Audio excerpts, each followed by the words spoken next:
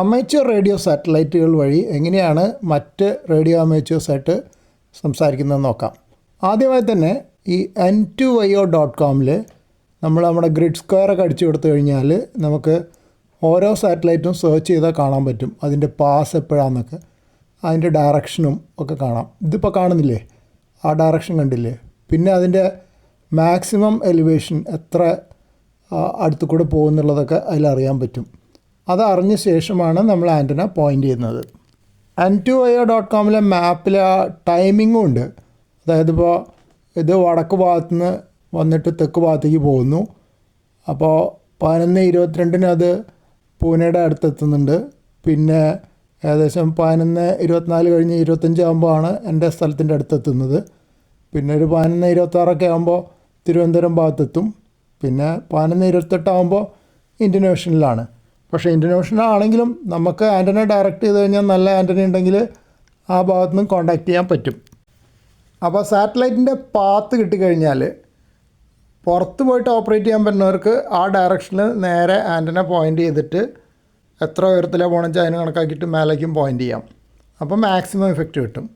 അതല്ലെങ്കിൽ അതിന് പറ്റിയ സോഫ്റ്റ്വെയറും ഓട്ടോമാറ്റിക് ആൻറ്റന ട്രാക്കിങ്ങും റൊട്ടേറ്ററൊക്കെ ഉണ്ടെങ്കിൽ അങ്ങനെയും ചെയ്യാം. പക്ഷെ ഞാൻ ചെയ്യുന്നത് എൻ്റെ മോക്സോൺ യാഗിയാണ് ഉപയോഗിക്കുന്നത്. അതിൽ ഒരു മോക്സോൺ റെക്റ്റാങ്കിളാണ് VHFനുള്ളത്. 5 UHF എലമെൻറ്റ് പാസീവ് കപ്ലിംഗ് ആണ്. അതായത് അൾട്രാ ഹൈ ഫ്രീക്വൻസി എലമെൻറ്റ്സിന് VHF എലമെൻ്റായിട്ടോ അല്ലെങ്കിൽ കേബിളായിട്ടോ ഒരു ബന്ധവുമില്ല.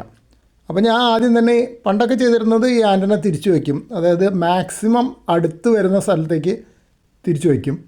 അപ്പോൾ അങ്ങനെ വെച്ച് കഴിഞ്ഞാൽ ഒരു പാസിൻ്റെ നടുവിലത്തെ ഒരു 5 മിനിറ്റ് എനിക്ക് വർക്ക് ചെയ്യാൻ പറ്റും. പക്ഷേ ഇപ്പോൾ ഞാൻ കുറച്ചും കൂടെ മഴയൊന്നും ഇല്ലാത്ത ദിവസമാണ് എന്ത് ചെയ്യുന്നത് വെച്ചാൽ എൻ്റെ ഷാക്കിൽ നിന്ന് ടെറസിൽ പോയിട്ട് ആദ്യം ഒരു പാസ് തുടങ്ങണതിൻ്റെ കുറച്ചപ്പുറത്തേക്ക്, അതായത് മാക്സിമം അടുത്തെത്തണതിൻ്റെ അല്ല, അതിൻ്റെ ഇടയിലുള്ളൊരു ഡയറക്ഷനിൽ തിരിച്ചു വയ്ക്കും. എന്നിട്ട് ഞാൻ ലിസൺ ചെയ്യും, ആരെയും കേൾക്കുകയാണെങ്കിൽ വിളിക്കും. എന്നിട്ട് കുറച്ചുകൂടെ കഴിയുമ്പോൾ ഞാൻ ആൻറ്റന ആ നടുവിലത്തെ പൊസിഷനിലേക്കോ അല്ലെങ്കിൽ അതിൻ്റെ അപ്പുറത്തെ പൊസിഷനിലേക്കോ വയ്ക്കും. അത് എത്ര സ്റ്റേഷൻ കിട്ടുന്നുണ്ടെന്നൊക്കെ അനുസരിച്ചിട്ടാണ് അത് ചെയ്യുക. പിന്നെ ആൻറ്റന തിരിക്കുമ്പോൾ ഞാൻ എന്താ ചെയ്യുക വെച്ചാൽ ഈ ആൻറ്റനയ്ക്ക് കുറച്ച് ബീം വിഡ്ത്ത് കൂടുതലുള്ള ആൻറ്റനയാണ്. കാരണം VHF ആകെ 2 എലമെൻ്റല്ലേ ഉള്ളൂ, ഒരു മോക്സോൺ ഡ്രിവൺ എലമെൻറ്റും റിഫ്ലക്ടറും. പിന്നെ UHF 5 എലമെൻറ്റ്. അപ്പോൾ ബാൻഡ് വിഡ്ത്ത് കൂടുതലാണ്. അപ്പോൾ ബാൻഡ് വിഡ്ത്ത് അല്ല ബീം വിഡ്ത്ത് കൂടുതലുണ്ടെന്ന് പറഞ്ഞു കഴിഞ്ഞാൽ കൂടുതൽ ഏരിയ എന്നുള്ളത് കവർ ചെയ്യും, പക്ഷേ ഗെയിൻ കുറവായിരിക്കും.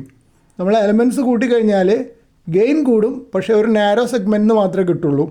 അപ്പോൾ നേരിട്ട് റൊട്ടേറ്റ് ചെയ്യുകയോ അല്ലെങ്കിൽ റൊട്ടേറ്റർ വെച്ച് റൊട്ടേറ്റ് ചെയ്യുകയോ ചെയ്യാതെ ഈ പറഞ്ഞ സൂത്രപ്പണിക്കൊന്നും നടക്കില്ല.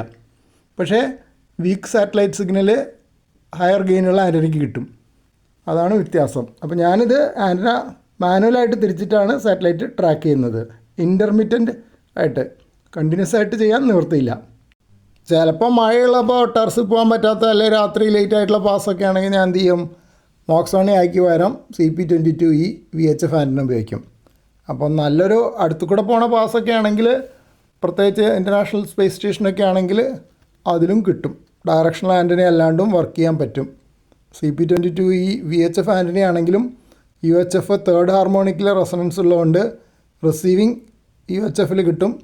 സ്പേസ് സ്റ്റേഷൻ്റെ റിസീവിങ് ഡൗൺ ലിങ്ക് UHFലാണ്, അപ്പ് ലിങ്ക് നമ്മൾ VHF വെരി ഹൈ ഫ്രീക്വൻസിയിലാണ് കൊടുക്കണം. അതിന് പിന്നെ ആൻറ്റന എന്തായാലും വെൽ ട്യൂൺഡ് ആണല്ലോ, കമേഴ്ഷ്യൽ ആൻറ്റനയല്ലേ, അതിന് പ്രശ്നമില്ല. പിന്നെ തിരിച്ചുള്ള സാറ്റലൈറ്റുകളുണ്ട്, അപ്പ് ലിങ്ക് UHFും ഡൗൺ ലിങ്ക് VHF. അതും ചിലപ്പോൾ എനിക്ക് കിട്ടാറുണ്ട്.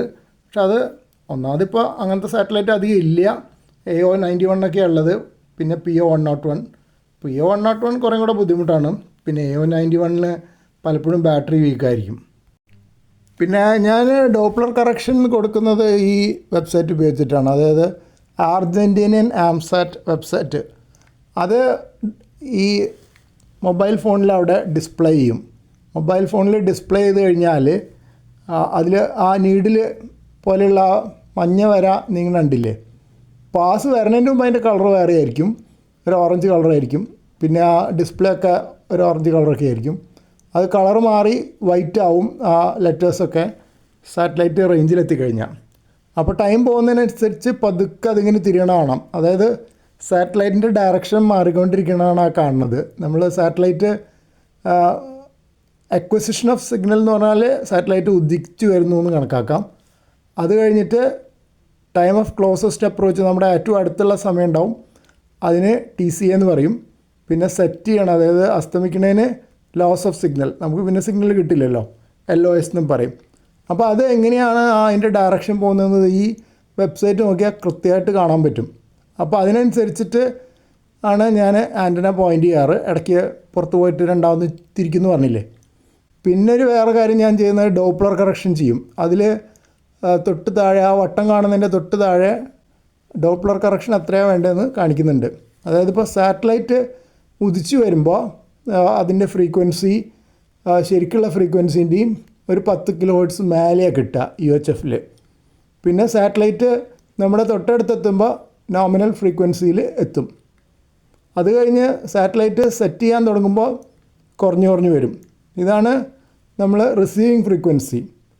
ട്രാൻസ്മിറ്റിംഗ് ഫ്രീക്വൻസിക്ക് നേരെ തിരിച്ചായിരിക്കും. അപ്പോൾ ഞാൻ ആ റിസീവിങ് ഫ്രീക്വൻസി ചെറുതായിട്ടൊന്ന് മാറ്റിയത് കണ്ടില്ലേ, അത് ആ ഡിസ്പ്ലേയിൽ നോക്കിയിട്ട് അതിന് കണക്കാക്കിയിട്ട് മാറ്റുന്നതാണ്.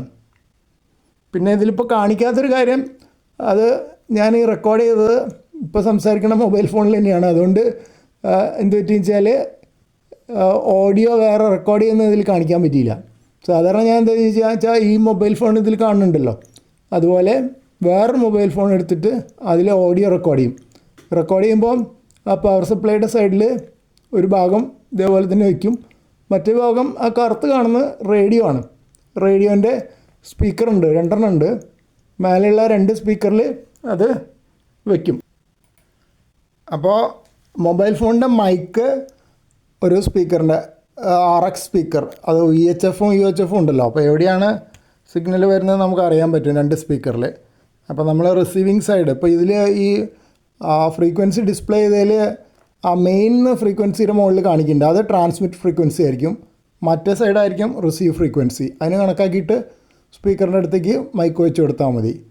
പിന്നെ ട്രാൻസ്മിറ്റ് ഫ്രീക്വൻസിയിലാണ് നമ്മൾ ട്രാൻസ്മിറ്റ് ചെയ്യുന്നതെങ്കിലും അതും കൂടെ നമുക്ക് സാറ്റലൈറ്റ് റിലേ ചെയ്യുകയാണെങ്കിൽ റിസീവ് ഫ്രീക്വൻസിയിൽ കേൾക്കാൻ പറ്റും. അതിപ്പോൾ നമ്മൾ സ്പേസ് സ്റ്റേഷൻ അടുത്തെത്തുന്ന സമയത്ത് VHF-ൽ ഒരു കോൾ കൊടുത്താൽ, CQ കൊടുത്താൽ അത് തിരിച്ച് ഡൗൺ ലിങ്കിൽ UHF-ൽ നമ്മുടെ റേഡിയോയിലേക്ക് വരുന്നത് നമുക്ക് തന്നെ കേൾക്കാൻ പറ്റും. അത് ഒരു പ്രശ്നം എന്ന് വെച്ചാൽ വോളിയം കൂട്ടി വെച്ചിട്ടുണ്ടെങ്കിൽ ഹൗളിംഗ് ഉണ്ടാവും, അത് ഇല്ലാതെ നോക്കണം. ഓഡിയോ റെക്കോർഡ് ചെയ്യുന്നതിൻ്റെ ഗുണം എന്ന് വെച്ചാൽ ചിലപ്പോൾ പാസിൻ്റെ തിരക്കിൽ നമുക്ക് ചില സ്റ്റേഷൻസ് ഒന്നും മനസ്സിലാക്കാൻ പറ്റാതെ പോകും. പ്രത്യേകിച്ച് DX സ്റ്റേഷനൊക്കെ ആണെങ്കിൽ കോൾ സൈൻ ചിലപ്പോൾ നമുക്ക് ക്ലിയർ ആയിന്ന് വരില്ല. അപ്പോൾ അത് അടുത്ത പ്രാവശ്യം കേൾക്കുമ്പോൾ കുറച്ചുകൂടെ നന്നായിട്ട് മനസ്സിലാകാൻ വേണ്ടിയിട്ട് റെക്കോർഡ് ചെയ്തിട്ടുണ്ടെങ്കിൽ നമുക്ക് 2-3 പ്രാവശ്യം റീപ്ലേ ചെയ്തിട്ട് കോൾ സൈൻ മനസ്സിലാക്കാൻ പറ്റും. അപ്പോൾ പിന്നത്തെ പ്രാവശ്യം ആ കോൾ സൈൻ കേൾക്കുമ്പോൾ കുറച്ചുകൂടെ എളുപ്പമുണ്ടാവും. പിന്നെ DX സ്റ്റേഷൻ നമുക്കിവിടെ വളരെ കുറവായിട്ടേ എനിക്ക് കിട്ടാറുള്ളൂ. കാരണം എൻ്റെ സെറ്റപ്പ് അത്ര വളരെ സ്ട്രോങ് സെറ്റപ്പല്ല, ഹൈലി ഡയറക്ഷനിലും വിത്ത് റൊട്ടേറ്ററും ഒന്നും ഇല്ലാത്തതുകൊണ്ട് വല്ലപ്പോഴൊക്കെ DX കിട്ടുള്ളൂ. ഒരു Thailand station, 2 Thailand station work ചെയ്തിട്ടുണ്ട്, ശ്രീലങ്ക വർക്ക് ചെയ്തിട്ടുണ്ട്, പിന്നെ ഇന്തോനേഷ്യൻ സ്റ്റേഷൻസ് ഇടയ്ക്ക് കേൾക്കാറുണ്ട്. അങ്ങനെ ഒരിക്കൽ ഒരു ചൈനീസ് സ്റ്റേഷനും കേട്ടിട്ടുണ്ട്, അത്രയൊക്കെ ഉള്ളൂ. പക്ഷേ നല്ല സെറ്റപ്പാണെങ്കിൽ ഇതിലൊക്കെ കൂടുതൽ കേൾക്കും.